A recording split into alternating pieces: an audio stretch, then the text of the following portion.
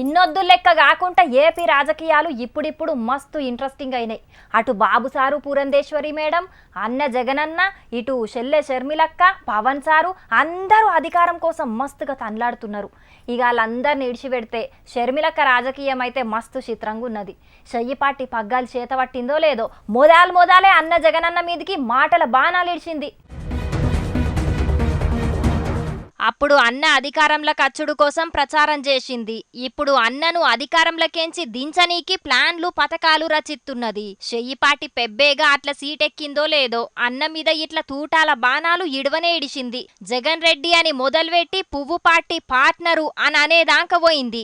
ఏపీలో రోడ్లు లేవు, అభివృద్ధి లేదు, అసలు రాష్ట్రానికి రాజధాని కూడా లేదు అని మస్తుగా కారడ్డమాడింది. ఇక మణిపూర్ల గంతగానం లొల్లిలైతుంటే, క్రిస్టియన్లు జీవిడిస్తుంటే క్రిస్టియన్ అయిన జగన్ ఎందుకు మాట్లాడలే అని గుడగారమైంది. అంటే అప్పుడు పంకపార్టీ కోసం ప్రచారం చేసినప్పుడు క్రిస్టియన్లు చాలా మంది పంకపార్టీకి ఓటేయనీకి బావ బ్రదర్ అనిల్ సాయపడ్డని టాకు. ఇప్పుడు గా క్రిస్టియన్ల ఓట్లను చెయ్యిపార్టీకి మల్పనీకి గా మణిపూర్ ముచ్చట తీసింది అన్నట్టు. ఇక ఏపీకి ప్రత్యేక హోదా అని కూడా మస్తుగా ఫైర్ అయింది.